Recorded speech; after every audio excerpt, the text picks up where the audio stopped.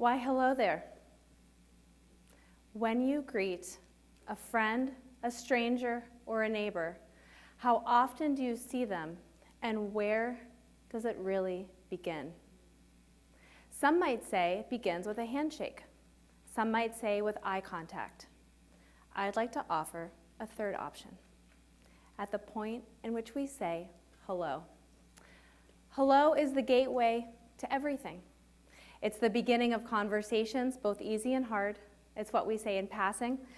It's what we say at the checkout counter. But where did the origin of hello start, and why does it matter? How can hello help us create a stronger sense of community and belonging? So the origins of hello are debated. Some say it comes from the 14th century English, meaning ahoy there. Others say it comes from the French and the Spanish, meaning hey. The 17th century is when how do ye started, which we now know as howdy. Hello was popularized here in the United States with the rise of the telephone in the 1880s by Thomas Edison, who won out over his rival, Alexander Graham Bell's pick, ahoy. In Zulu, people greet each other with sawu bona, which means literally, we see you. My ancestors and I see you. Think about that for a moment, how powerful that is. Everyone behind me and everyone behind you have gathered together to start this conversation. In German and Swedish, the word hello means hey there. In Chinese, it translates to a general sense of well-being. In Arabic, assalamu alaikum means peace be upon you. In Hindi, namaste means may peace be upon you. What does it mean to get to know your new neighbors, and why does it matter? In 2019, a study from Belonging Begins With Us came out and had a guiding statement. How do we foster a more welcoming nation where everyone, regardless of background, feels like they belong? The study went on to look at the differences between how people interact with refugees and immigrants in their communities. It was fascinating what they found. Let me tell you about it. Connection points in communities matter. So let's say you're volunteering at a Habitat for Humanity, and the day that you show up with a hammer and nails, the person next to you looks different than you.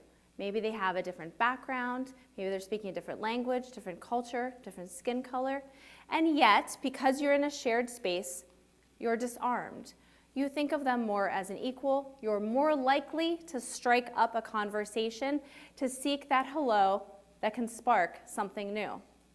They also found that 75% of Americans state that they don't interact with a refugee or immigrant on a day-to-day basis.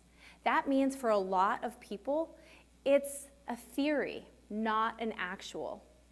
And yet, in other outcomes in other community settings, they found that same ability for people to connect at a food pantry, picking up garbage. When you're in a heightened space, a protest, a rally, even the checkout at the grocery store, you might not be able to get to that same place with people, that same community feel that you see each other. We see you.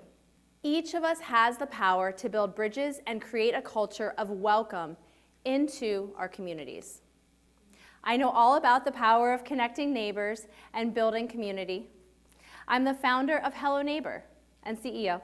Founded in 2017, Hello Neighbor seeks to connect neighbors with our newest neighbors, refugees and immigrants, to match them with caring neighbors to guide and support them in their new lives. In 2015, I moved back to Pittsburgh.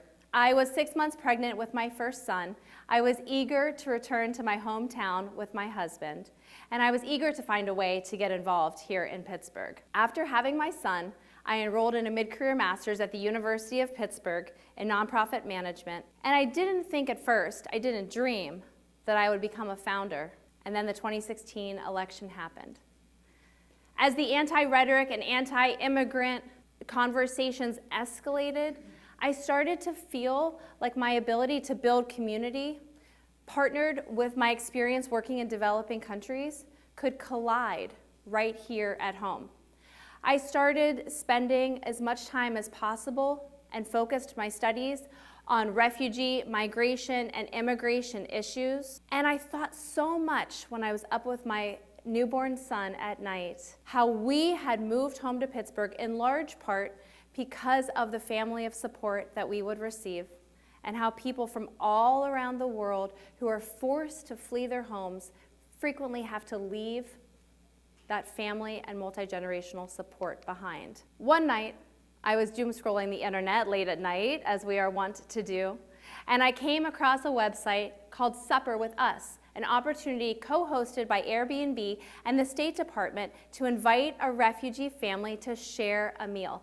I immediately signed up, and then, like a lot of things we do late at night on the internet, I forgot about it. 2 days before Thanksgiving, I received a phone call from an unknown number. "Hello," I said. It was a case manager from a local resettlement agency, and she said, "Hello, I'm so excited to call to tell you that we've matched you with a refugee family, a Syrian family. Would you like to invite them for a meal?" Would I ever? I was so excited and immediately thought how amazing it would be to invite them to Thanksgiving dinner. My very next thought was that I don't actually host Thanksgiving dinner at my house. And so I said to her, "Can I call you right back?" I called my stepdad and I said, "Hello. I'm so excited to come to your house in 2 days. By the way, would it be okay if I invite a family of 5? They're Syrian refugees. I've never met them before. It's a mom and dad and 2 kids. I don't know much more, but we can get to know them at dinner." And he said, "Let me call you right back." And a few minutes later, he did call me back. And he said something incredibly impactful that I'll never forget. "Fishes and loaves." Now, we're not a very religious family, but I knew what he meant. He went on to say, "The table has been set, the food has been bought, but we'll stretch and we'll make room. You are giving us the opportunity to be the kinds of Pittsburghers and the kinds of Americans we say we want to be. How could I possibly say no?" And so, 2 days later, the door knocked, and with the help of an Arabic interpreter, in walked the most beautiful family to join us at our Thanksgiving dinner table. Now, shortly thereafter, the Arabic interpreter left to enjoy Thanksgiving dinner with her own family, and there we were. It wasn't easy. We fumbled a bit through dinner. We learned a little bit about each other. We shared the evening. And when dinner was over, I said 2 things. 1, can I drive you home? And 2, what are you doing next weekend?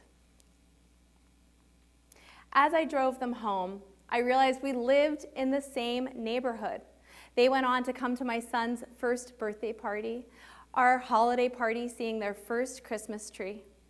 We celebrated an iftar dinner with them during Ramadan, and so much more.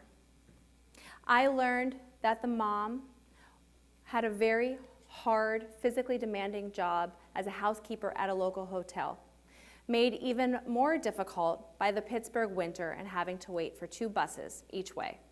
It was a far cry from the nice, clean, middle-class home that she had in Aleppo, where her husband had owned a nearby store. The oldest daughter had recently begun covering her hair and was obsessed with makeup, and desperately missed her friends in Turkey that she had met as they had spent a few years there after fleeing the war in Syria. The middle son had a physical ailment. He walked with a light limp. He was desperate to get the surgeries here in America needed to fix the limp so he could walk better. It was impossible to do both in their home country and in Turkey as they had been fleeing and moving homes. And the youngest daughter was learning English the fastest of everyone, but having just started middle school, was challenging with a new language and a new culture. The dad we didn't see very often. He also had to take 2 buses to work at a local corner store, the best he could get with his very limited English. one day, we were over at their apartment, and he was home, and from his pocket, he pulled out an envelope. It had been folded over. I could tell it had been in his pocket for quite some time.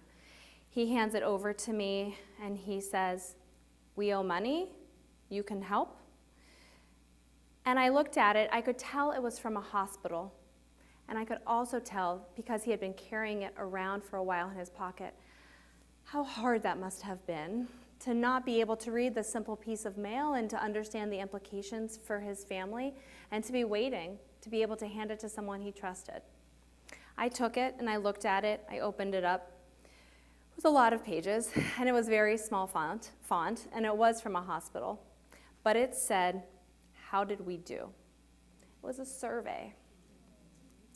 I made the universal symbol for "you can rip it up." And I could see him relax. He said, "It's okay." And I said, "It's okay." And all I could think was, this time. I had started volunteering and then been hired at the refugee resettlement agency that had first called me for that dinner. And in that process, I was learning that the majority of support refugees receive is in their first 90 days. 90 days to become self-sufficient in everything that you have to navigate in a new country, new culture, new language. I just kept thinking, what about those pieces of mail? What about connecting at the dinner table or exploring a new city? What about documents that come home from school? What about challenges at work? Finding a new apartment? The idea for Hello Neighbor was born. Since that first day, we have connected with caring neighbors, just like all of you, to guide and support our newest neighbors as they navigate their new lives here. Our core mentorship program in the last 5 years has matched 150 refugee families from 26 countries of origin with caring neighbors to guide and support them in their new lives. And we've expanded for programs that impact the whole family. Our newest program works with expectant mothers and their babies as they navigate the U.S. healthcare system for the very first time. We have a program for middle and high school English language learners across the county to navigate both school and all of the challenges that come with also being the first in their family to navigate the U.S. education system. And then last year, we were awarded our first federal contract to become a refugee resettlement agency, navigating those first 90 days. So now we are also responsible for finding and furnishing that first home, making sure everyone gets to their health appointments, kids are enrolled in school. We're helping with bus orientations and job orientations and cultural orientations and getting that first job and everything that you would need from a grocery store to a place of worship to just learning how to explore your new city. It's a big honor and it's a big responsibility. We also launched a national program called the Hello Neighbor Network. This is a leadership program where we are helping leaders that work with refugee and immigrant organizations all around the country. We started with 8 organizations in 8 states in 2019, and we now have 96 organizations in 36 states. We are just getting started. When I was a boy and I would see scary things in the news, Mr. Rogers said to his television neighbors, my mother would say to me, look for the helpers. You will always find people who are helping. The helpers are out there. They're everywhere. I promise you that they are. In 2019, we launched the Refugee Nonprofit Impact Index. We were seeking to find out how volunteering at refugee and immigrant-focused organizations could increase inclusivity and decrease polarization in communities. What we found was staggering. The higher a volunteer goes in socioeconomic status, the narrower their circle becomes. And that's everything: religion, literacy, culture, background. And yet, volunteering for organizations with people that might look different from you, but live within your communities, within your neighborhoods, helps break down those barriers And in fact, 93% of the volunteers that we polled said that they believed that these organizations did help decrease polarization and increase inclusivity in their communities. And so we started to shift the language we use because language matters so much. We still use refugee, but we also use new neighbor. Because for so many people, the idea of a new neighbor is someone who lives right alongside you. And truly, isn't a refugee more than just a label? They're a mother, a sister, a daughter, a soccer player, a pharmacist, a professor. They are a neighbor. And when you think about a neighbor, you think, what would you do for a neighbor in need? And what would you want someone to do for you? All around the country and the world, we see the rise in polarization. We see so much division. We see it in social media, elected officials, in the media. We also know that social isolation, even in a world where we're ever connected at the click of a button, we can still feel so alone. And so there is so much noise and fervent followers that are seeking to create that division. And that's a lot of what those of us at Hello Neighbor are working to combat. We know that the answer is cultural humility.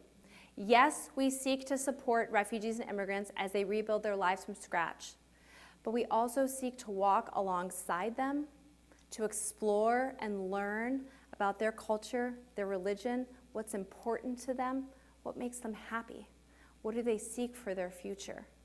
And we know that that is so much of where the conversation starts and where we need to be headed.